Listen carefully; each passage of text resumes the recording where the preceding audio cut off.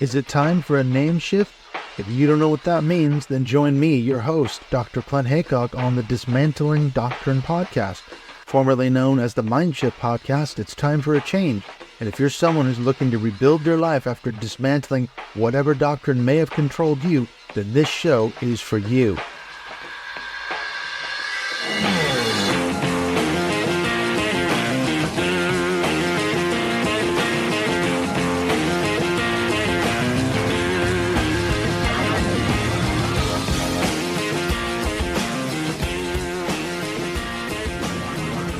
I'm really excited to be talking to Tia Levings.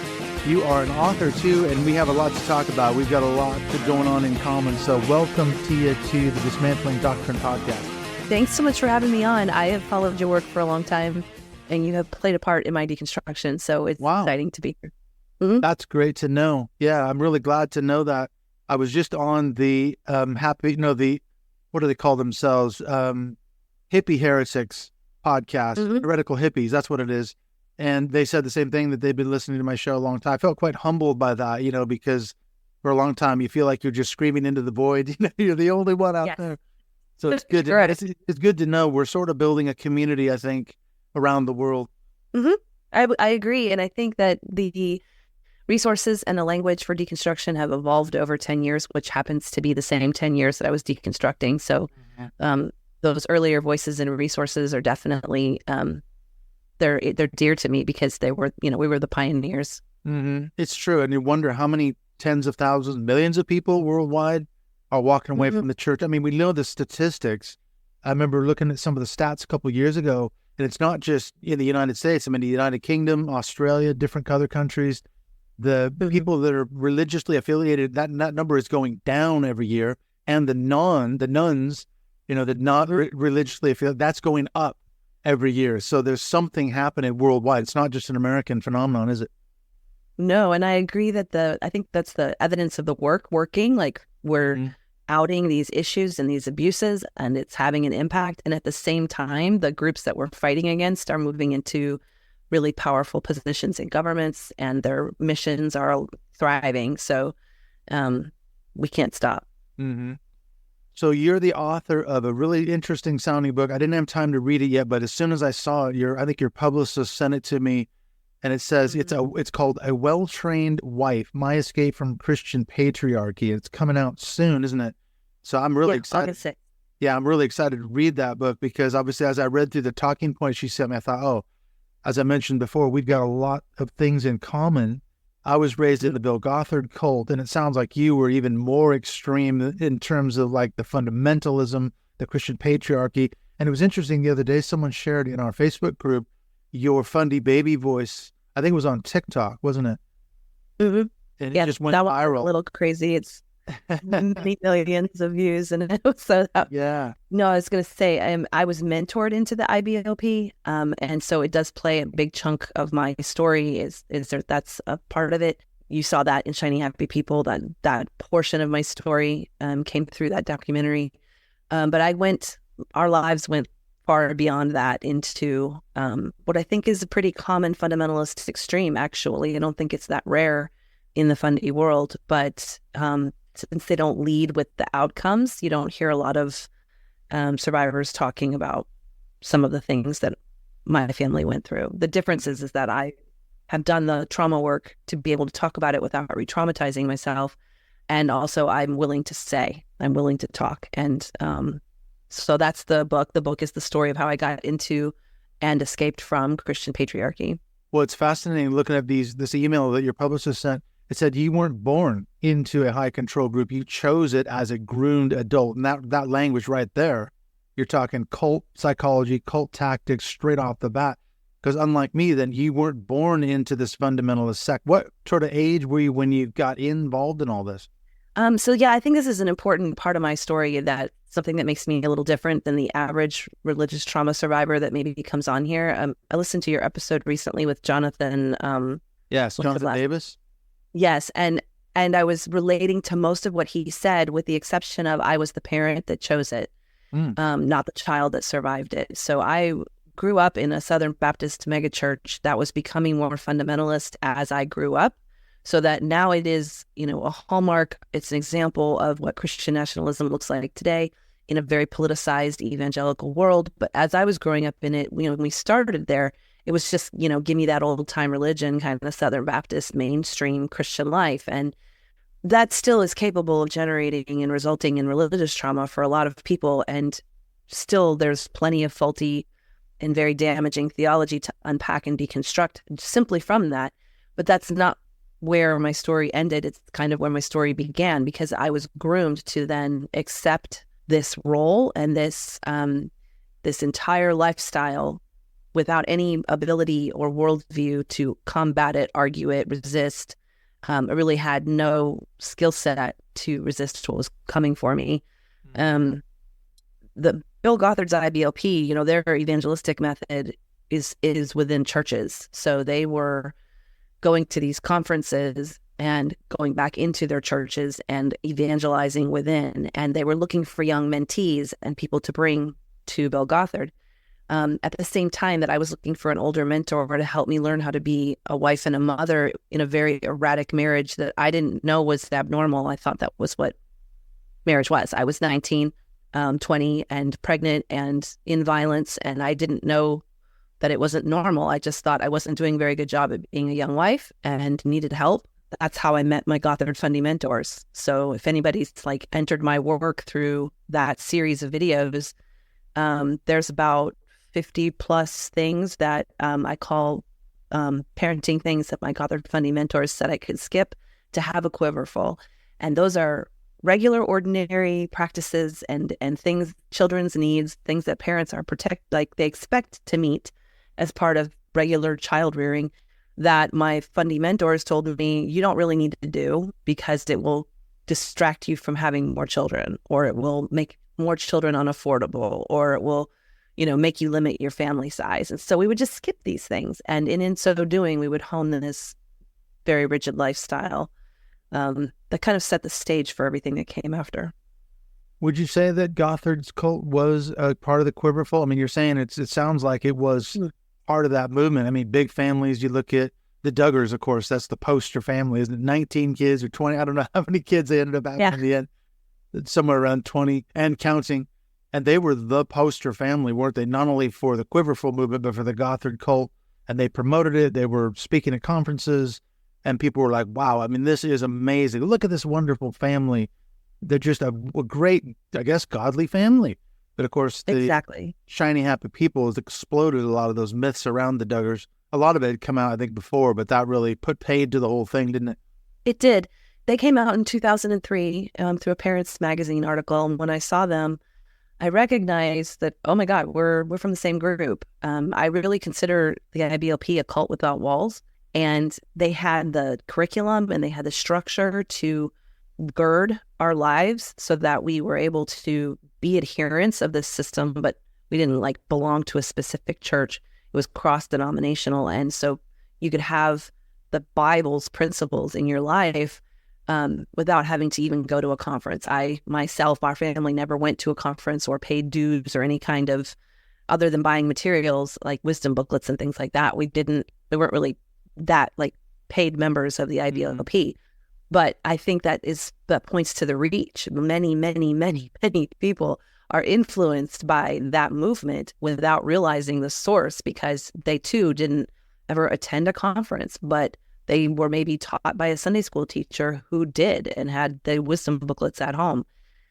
So that kind of influence was just part of our overall environment. And when I saw the Duggars, I knew who they were.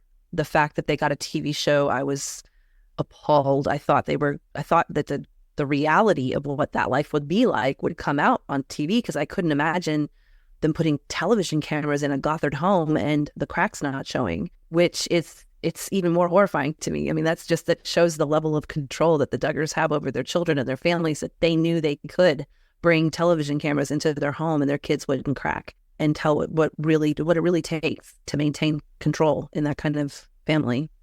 And we know from the documentary that a lot of that stuff was kind of staged. I wouldn't say scripted necessarily. That's one thing I found fascinating when I watched the series. I thought, oh my gosh, I mean, here's this family. And now some of the kids are speaking out like you, and they're saying, well, a lot of that stuff was, let's do another take. Let's do it, that's not, well, it wasn't quite right. So it wasn't quote unquote reality TV, really. They weren't just unvarnished. This is who the Duggars are. So there was another aspect to that. It wasn't quite scripted, but it was pretty close in some ways, I think. Even when you get down to it, at the end of the day, in those families, without the TV cameras, it's all pretense. It's all performative Christianity. It's not possible to have the kind of perfection that they strive for and claim to have. And I think we know that in our heart of hearts. A lot of viewers watch that show knowing that something was off because they're struggling with their 2 kids. So how could somebody struggle with 20? Like, how could they be making it work? And then you find out, oh, well, they made it work because they parentified their older daughters, or they just skipped. Like, they weren't stressing about how to get to the pediatrician, the dentist, the play groups. They weren't trying to educate their girls or managing homework, the things that a normal parent, an ordinary parent is struggling with. They just aren't doing in those homes. And so it's not apples to apples, and it's all a farce. It really is, yeah. And I wanted to go back to something you said. You called the IBLP a cult without walls. This might be a slight tangent, but this is a fascinating thing to me. And that is, I'm saying, I grew up in a Gothard home. We went to the seminars, though. That's maybe the one difference. We used to go, I remember going when I was 13, when I was old enough to go, and it was in the Seattle Center. And my mom and dad were part of what was called the Host and Hostess Committee, which is sort of like they were heads of the volunteer groups. And so they were pretty far into it. They met Bill Gothard on numerous occasions and all that. But like you say, Bill Gothard himself fits a lot of the profiles of a classic cult leader, but he wasn't in charge of my family. I never met the guy. A lot of people never met Bill Gothard, but yet it was almost like, my sense is, he was almost forming home cult groups where it was like a cultic environment in the home where like you say, a patriarchal system. It's a really strange one. And yet, look at the abuses that he's alleged to have done, which is true, abusing numerous young women and all that. So he fits a lot of the markers. What's your sort of sense when you say it's a cult without walls? In my work, I work to expand 2 definitions. I want to move the conversation about what constitutes a cult forward, because cults are about mind control, not literal church buildings, not literal locations. You don't have to necessarily have signed your name to a role and wear certain clothes and do these things that we have in our minds is a very narrow definition of the word cult.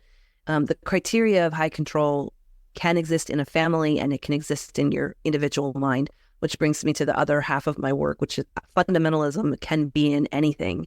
Christian fundamentalism just happens to be in Christianity. And I had just listened to that episode with Jonathan, and I was listening to you guys talk about fundamentalism and define it. And I was like yelling at my radio. I was like, it's in everything. It's not just pervasive. Christianity. I boil it down to an ideology that is over people, that you're choosing ideology, pure ideology over people. And it can be in anything. So there is a cult of Trump. There is cultic thinking in many areas of politics and education, philosophy, and all of these things.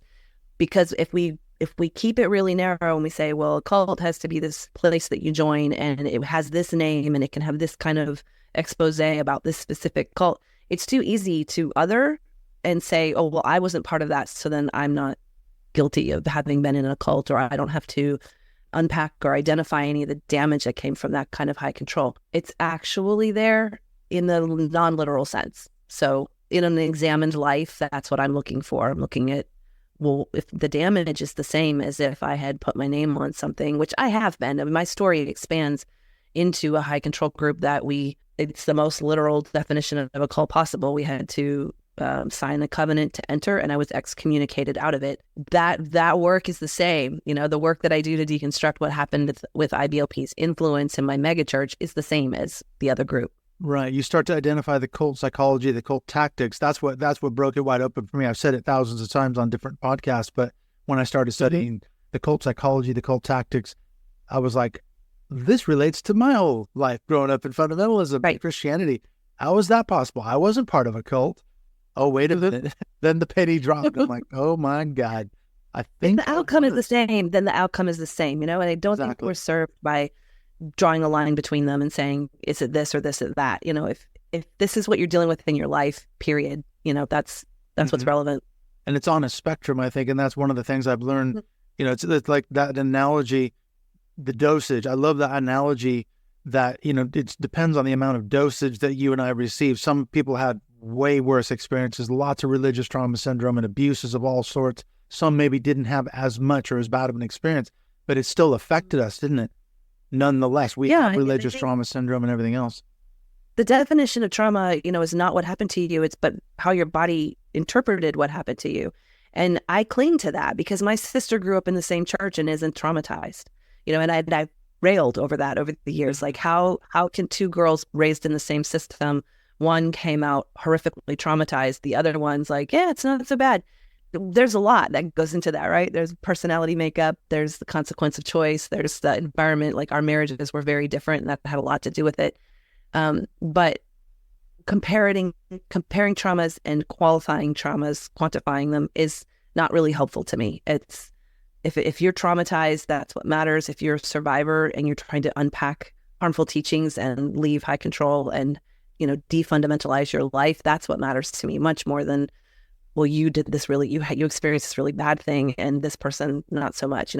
My story can seem extreme and fringe, and I would never want that to be a distance for somebody who relates to what it felt like to be in it. That's one of the things we do through memoir is we create a real relatable story.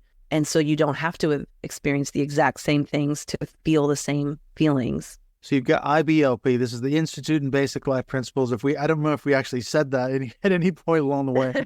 If people haven't seen Shiny Happy People, that you talked about, they're part of this Quiverfull movement. Maybe you could unpack and explain what actually is Quiverfull. And then I noticed one of the things in the email, and that was you were part of this Quiverfull movement, and it said something to the effect that your aim was to raise this large family as an army for God, sort of a thing. Is there a dominionist angle to the whole puzzle piece as well? Oh, completely.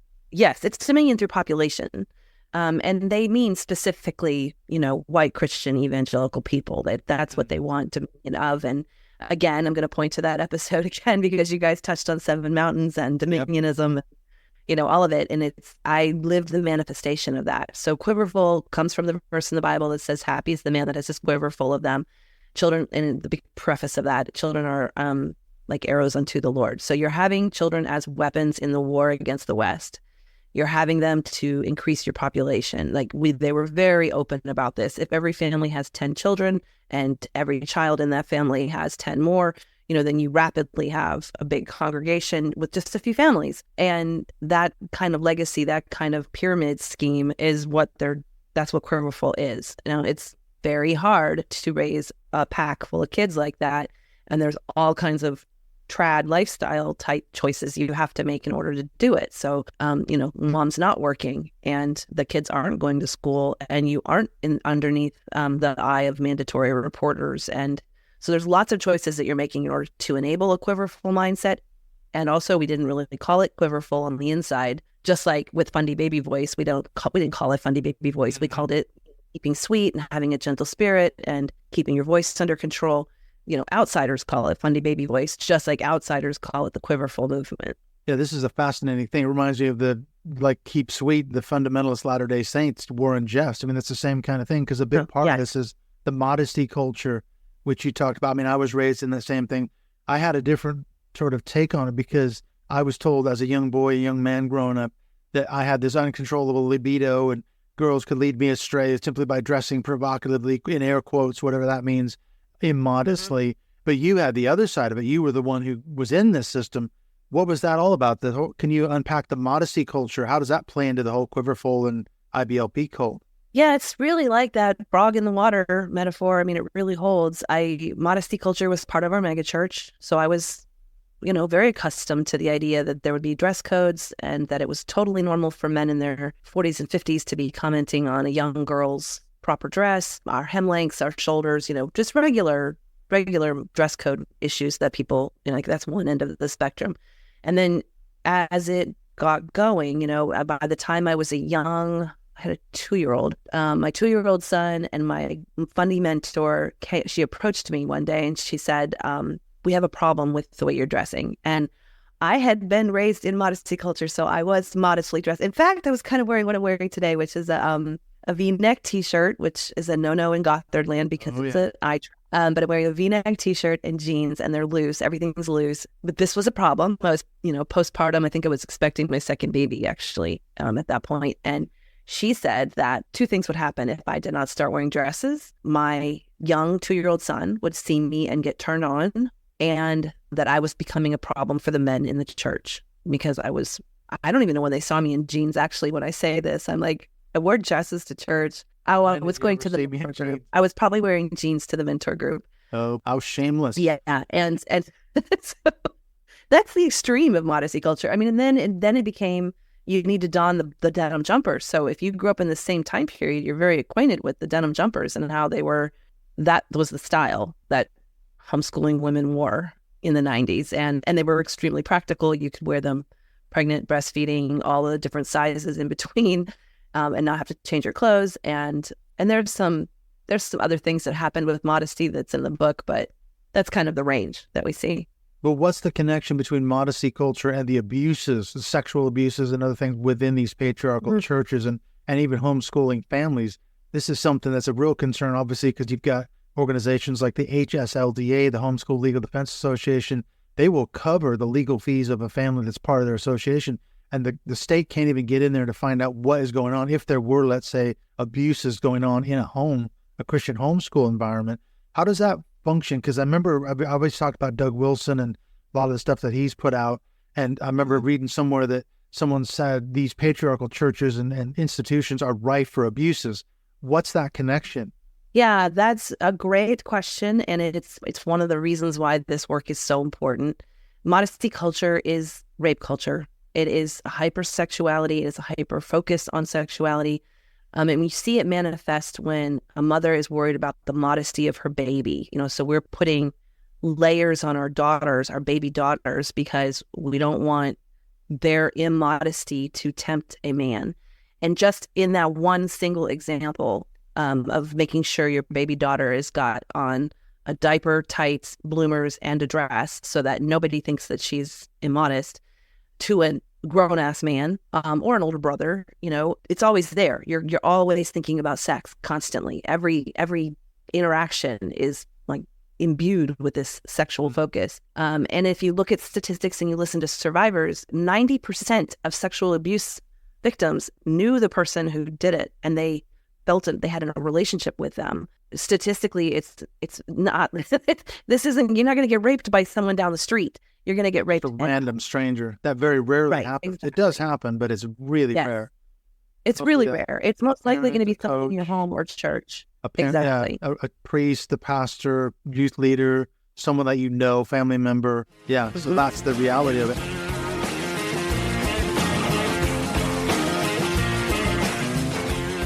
We'll be back very shortly in the second half of this great conversation with author Tia Levings, talking about her experiences of escaping Christian patriarchy.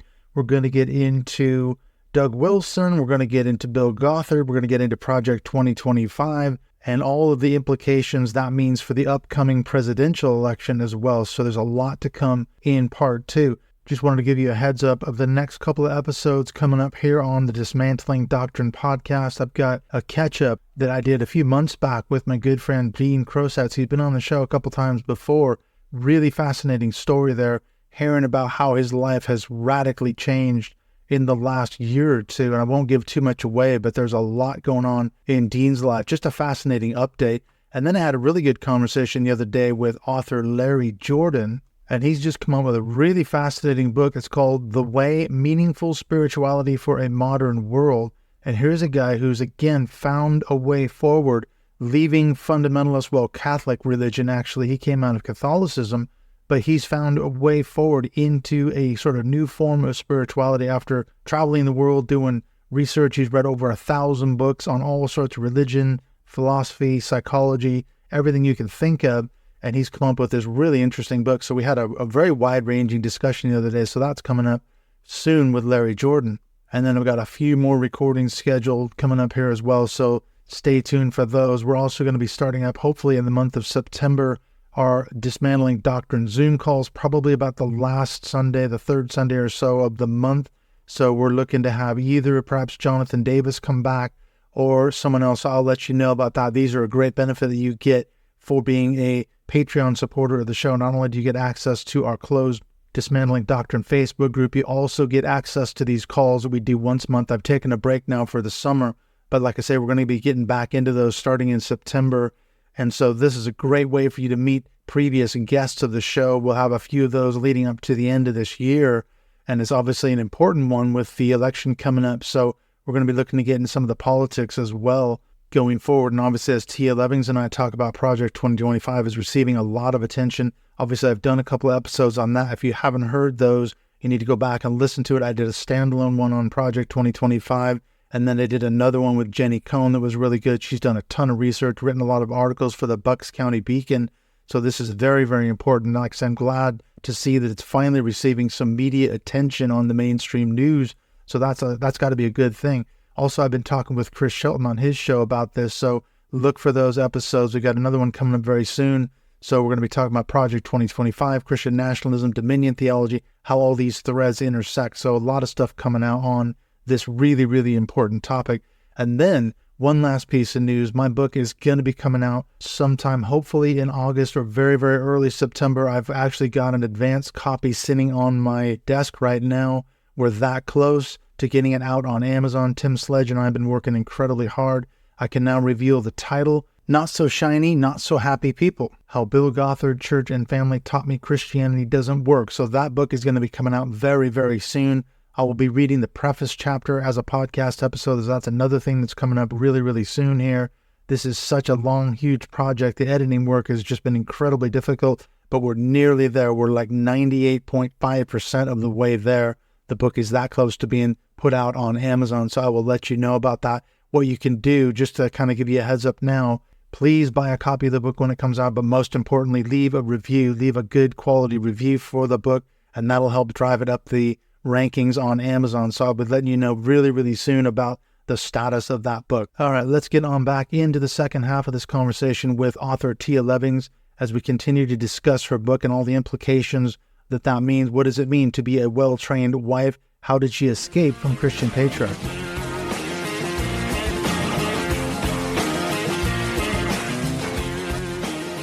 Well, and then if they say, yes, the woman led the man astray, therefore it's not his fault, and so he gets off scot-free 9 times out of 10, a lot of times the church won't even report it. And if they do, it's like, well, dragging their feet. Like the Doug Wilson example, here's a guy who's writing to the judge and the officers investigating these cases of abusers in his church, asking for leniency. He's repented. He's fine now. Let's get him married. That's what we'll do to fix his, pedophilic urges. I mean, come on. It's crazy. Doug Wilson has a lot of reason for that kind of defense. And I think that if the Ann ever gets opened, which is, he's one of my personal villains. He's in my book. His work had a very significant impact on my life. I think that the reasons why Doug Wilson is so motivated to defend rapists will come forward. Yeah, that's about all you can say at this point, isn't it? Somehow they're always trying to cover something up. There's been a lot. It's a culture of projection, so I think modesty culture really points to that. The more they focus on it, the more they perpetuate the problem versus, I'm outside now, and I also raised a daughter outside of fundamentalism and sons outside of fundamentalism on the second half of my active mothering years. And we definitely talked about rape prevention. We talked about it by if something happens to you, make sure you tell somebody. Here's how you find a mandatory reporter. Here's what you do if you're assaulted. We talked about actual ways to combat rape without the constant focus on an improper sexual expression. Nobody should be thinking sexual thoughts about a baby. And if you are, then that points to a problem. And the mothers know it. This is the part that makes me so livid. The mothers know it. And instead of doing something about the fact that there are rapists in their midst, they cover their babies and keep it going. It's just crazy. Yeah, when you step back, like you say, as you're imagining it objectively, it's madness, isn't it? To be thinking, but these people within that system, that's all normalized, isn't it? That's how it is in cults. Is that you're gaslit and everything becomes normalized and everyone else is doing it, so you're socially compliant. You're not wanting to stick out from the group, so you're doing, and it seems right because there's all kinds of biblical precedents that are rolled out, and I remember going to Bill Gothard seminar and having him talk about all these things. And I'm like, yeah, this is what it means to become a mature Christian. I'm being mentored by these people, or not. Yes. And Gothard had an interesting example. He was not a husband or a father, and yet he was teaching everyone how to be husbands and fathers. I mean, it's never married, never had children, and yet my parents, and so many tens of thousands, millions of others, modeled their marriages and family lives after his quote unquote biblical guidelines for child rearing, marital. It ruined my family. I mean, I've got a book coming out, and I talk about a lot of this where I grew up in the system, and it's just crazy to think my parents, their roles were basically reversed. Because before they got into the Bill Gothard cult, my mom was quite the assertive, more of a strong-willed person. My dad was fairly passive. And yet, when they got into the Gothard thing, obviously she had to, quote-unquote, submit to him as unto the Lord. And he was suddenly thrust into this role. You're the spiritual head of the house. You got to make all the decisions. And it was like, what? And they desperately tried to live that for years and years and years. And my mom was miserable. It was an angry home, took us out on our kids. I mean, it was just this mess.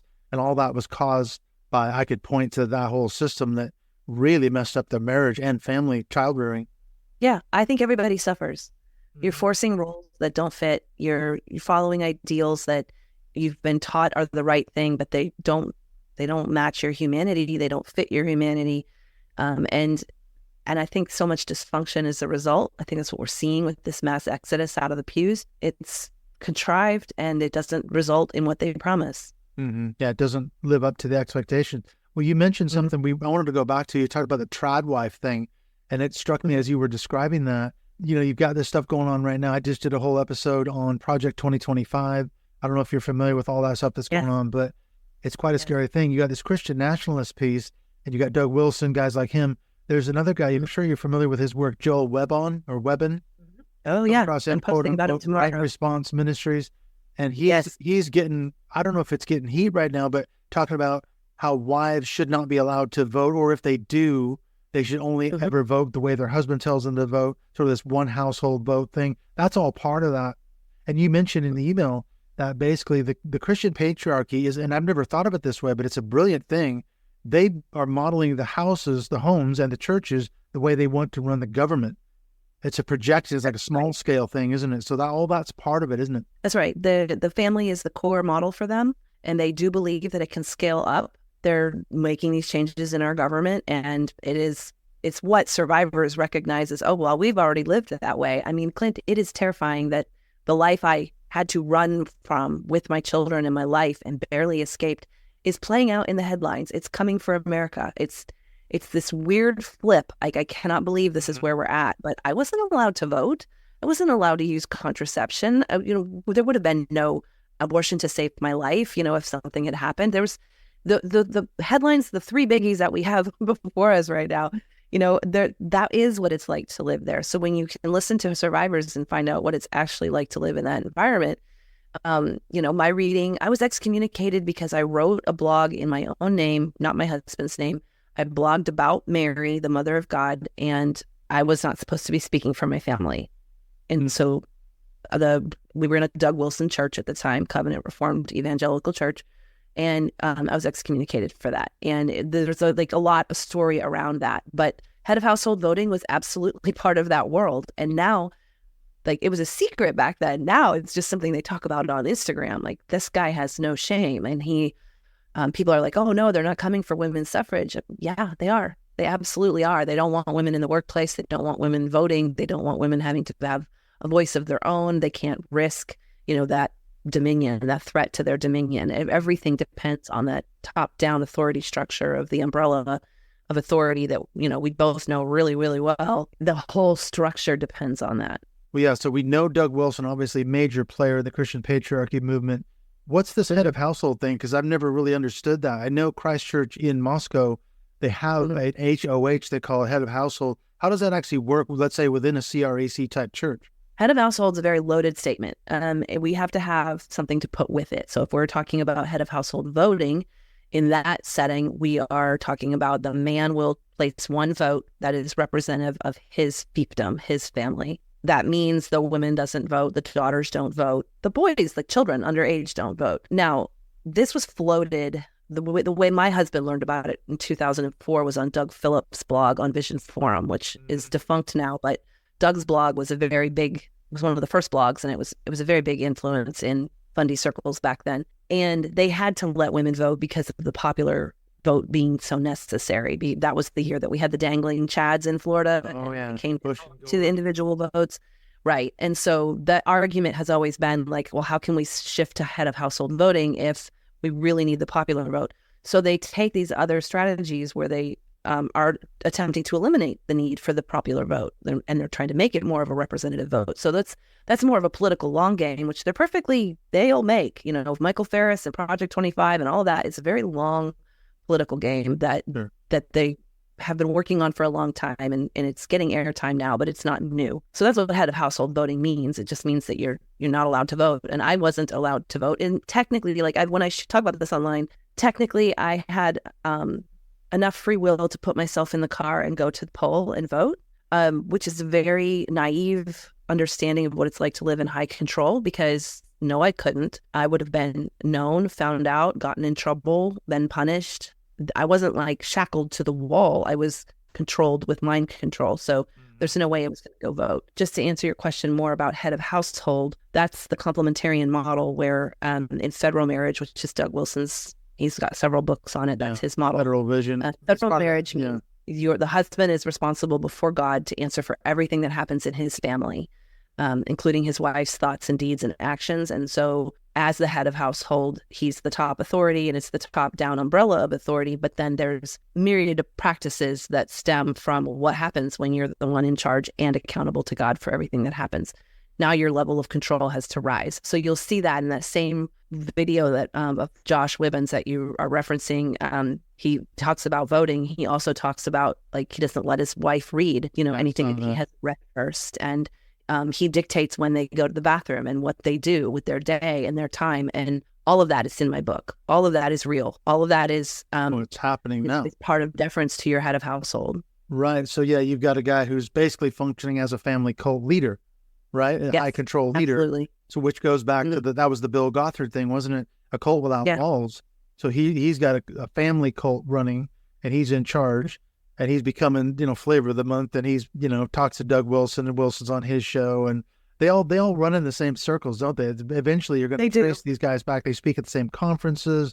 They're all part of this Christian nationalist, biblical patriarchy thing, bleeding over into the manosphere and all this other stuff. So yeah, it's quite a toxic mess, I think. That's a big part of my book, is I show how each leader leads to another. You won't always find them directly endorsing one another, but when you are in a group and everyone's reading Michael Pearl, and they might not say they espouse everything Michael Pearl teaches, but we're all passing the books around. And then Doug Phillips comes on the scene, and we read all of Phillips' books, and Phillips leads us to Wilson, and now we're reading all of Wilson's books, and we're getting all at the same homeschooling convention. I mean, everybody is endorsing everybody else. Exactly. That is what's happening. Well, and they're reading, the kids are growing up with Doug Wilson's curriculum, if not ATI, the Bill Gothard stuff, which I guess is now defunct. I think they actually closed that part of IBLP down. Did they, or didn't they? That's why we do the work, Clint. Yeah, it's why. I mean, it is a victory. They're selling it as a family devotional now. Right. So it's not quote unquote homeschooling curriculum. Yeah. You could use it. I think there was less than 100 people at the most recent conference last month. Just absolute crickets, huh? Yeah, that's a good sign. But maybe the documentary did something too. Well, we'll give Amazon a little bit of credit, for shiny, happy people. Well, what's the connection going back to all this stuff? I mean, it's been running through my head as we've been talking. Obviously, R.J. Rushdoony, founder of Christian Reconstructionism, everything you've been articulating, I'm just sitting here thinking, these were all the things that Rushdoony was articulating in his Christian Reconstructionism model decades and decades and decades ago. Dominion over the family, have enough kids whereby, and take dominion over your little sphere, your household sphere. Eventually, there's going to be enough of us. It was a long game, and we will take dominion that way. There's just going to be too many Christians, and they will have been raised in this system with the, quote, biblical worldview. And that's another one of their lovely catchphrases, isn't it? Does that resonate with you? Did you come across Rushdoony stuff when you were in that world? Oh, yeah, because I think he's a very big influence over Gothard. So I was reading and learning Gothard's, through the Gothard filter.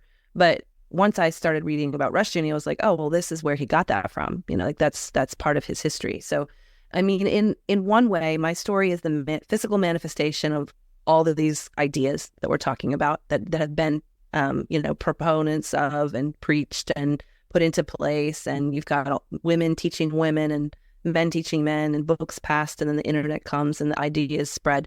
My family manifested all of that. I show we're the fruit of it, and the ending of that, I think, is a very normal end. I think there's a big reality check when you come out of that kind of high control and you realize, oh, the world's actually a lot bigger than our biblical worldview. And there's actually a lot of different ways to be Christian. And there's a lot of different ways to be human. And the dominion they think they have is not really dominion over society. Now, if they gain governmental dominion, I think we're screwed.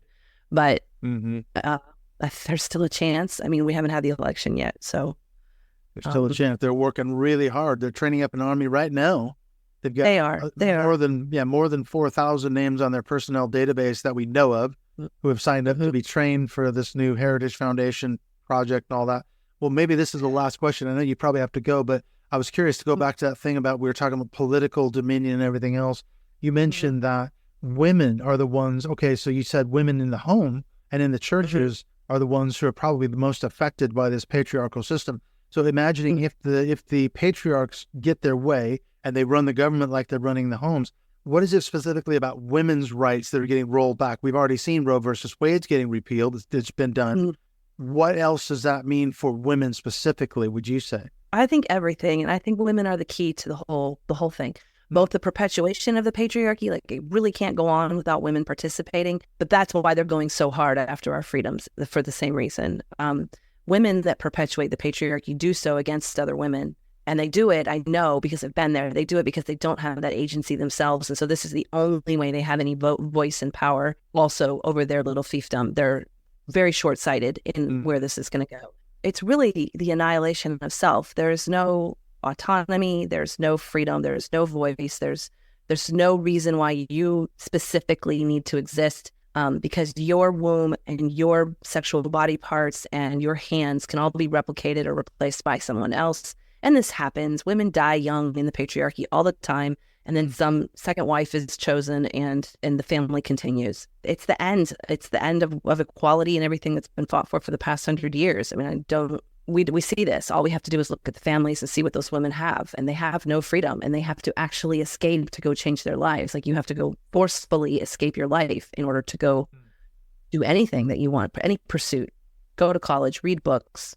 dress the way you want to, have the relationships that you want to, vote the way you want to, engage in society. All of that, you have to escape your life in order to go do. So that's what's coming for women. And I'm just going to keep telling the story of, please, people have to vote, and they have to understand that this is not an election of politics so much anymore, of the personality. Like, this is democracy on the line, and it's more dire, I think, than ever has been. It really is. And my hope is that there's going to be a backlash. Maybe we've already seen some of this, but we've seen this with the Christian right before, where they've succeeded in passing some of these draconian laws and things, and then all of a sudden they're shocked. When there's this backlash and there's a Democratic, a blue wave, so my hope is, I guess, this coming election, there's going to be, especially for women voters, there's going to be a huge backlash. And they're saying, no, I don't know how that friggin' Roe versus Wade got done. Well, we know how it happened, but how did they get away with that? And it's pissed a lot of people off. So hopefully, I hope so. Backlash. Women are dying. Like, women are dying right now because they can't get gynecological care. Like, it is emergent. We have to vote. We have to vote. I call it Rovember. I really hope Rovember comes, that we do blue wave and we do rise up and say, no, we deserve to have our own healthcare decisions, but also to understand that it's so much more than that. That is the beginning. Roe is just the beginning. Exactly. Well, they're coming after LGBTQ rights and all that. I mean, that's one of the things I uncovered during the Project 2025 research I was doing. You've got 100 groups that have signed on as partners to it. And a lot of them are like far-right Christian groups, Christian right groups. And one of the common threads was they are anti-LGBTQ. It's all that they all cloak it in the guise of the, quote, family. They say, well, the traditional family is a man and a woman with children, monogamous couple. So same-sex marriages, no, that's not going to be allowed. and they just start they're wanting to roll back those progressive gains, aren't they? Yeah, always come back to families and use the Duggars as the prototype if you need to. Are there any gay kids in the Duggar family? We may never know. Not that we know of. You know? Are there minorities? Is there free expression? Are they choosing their own clothes? No, like there's a great example of what's coming for us. Yeah, but there's certainly sexual abuse that was covered up. Yeah. So that's a classic horrific one. And we know that Josh Duggar, the whole story, everyone's probably familiar with that. But that fits the prototype, unfortunately, like we were talking about, the system that's rife for abuse, this patriarchal system. And he was sent to a Gothard, quote unquote, I don't know what they call it. It was a center in Texas or something. Yeah. And he was rehabilitated. Supposedly. Right, sure. Back. He was building houses. Exactly. Right. Then he was abusing as soon as he came back. So this quote unquote restoration system they have just does not work. But how many pastors have been through that same thing? They've been restored back to ministry, and then they keep on abusing and all the rest of it. The ones that are making the rules there are the guilty, and so they're going to. We see that at the Southern Baptist Convention. I just went on a tirade about Josh Howerton, and he told this like awful rapey joke, and it's in Dallas with the seminaries where they had the SBC report and Paige Patterson and all of that stuff that came out, and it should, logically speaking, when a big expose comes out like that and there's promised reform, that would be an area where it really improves, at least in that little area. But no, it's worse than it was. It's actually worse. Because the people making the rules, all they did was, take the name Baptist out of a lot of church names, rebrand, and the culture's the same. Nothing changes. And we know the Southern Baptists, they only doubled down after that big report came out. It was over, 700 confirmed cases of clergy sexual abuse across the nation. And their response was to double down and reinforce the Christian patriarchy. And the weird thing about Howerton, I'm sure you've talked about this, but, he plagiarized his apology even. I know. That was the weirdest thing from another pastor in Florida, I think it was, who, quote unquote, apologized. Yes, from my city. I mean, how do you plagiarize an apology? I mean, that's just crazy. You believe you can. You believe you can, and that nobody's really going to censor you. And the world caught him, and he's sorry he got caught. But then the very next weekend, he was at the event with Driscoll and the sword swallowing. Exactly. Yeah, that whole thing blew up. Now people think it's probably a setup somehow where Driscoll engineered that whole blow up to promote his book. Because he was on a couple of days later. We all know that we wouldn't put it past him. Yeah. Let's just put it that way. And then Mark, this was a whole other can of worms we could get into, but I know you got to go. You've got this book coming up. It's called A Well-Trained Wife, My Escape from Christian Patriarchy, coming out in August. Is it going to be on pre-sale at all, or will people be able to? Yes, pre-orders are open now. You can buy it anywhere books are sold, in hardcover, audio, or digital. And August is going to be here before we know it. Exactly. Now, the other question I had before I let you go, how can people find you? I mean, obviously they follow you on TikTok. You're blowing up there. Is that the best place to find you on social media? On social media, I'm at Tia Levings Writer, Instagram, Facebook, and TikTok. My website is tialevings.com. And I write a column on Substack, The Anti-Fundamentalist, where I unpack all the different ways fundamentalism shows up in politics, headlines, and in my personal life. tialevings.substack.com. Well, thank you so much, Tia. This has been a fascinating conversation. I mean, we could go on for probably another hour talking about all this stuff, but you have stuff to do. But yeah, let's definitely stay in touch. I want to talk to you again when your book comes out. I will get a chance. Oh, sure. I'd love that. And then maybe we can actually take a more of a deep dive into the actual content of the book. So thank you so much. I thoroughly enjoyed meeting you. I'm so glad we finally did this. Yes. Thank you so much for your work, too.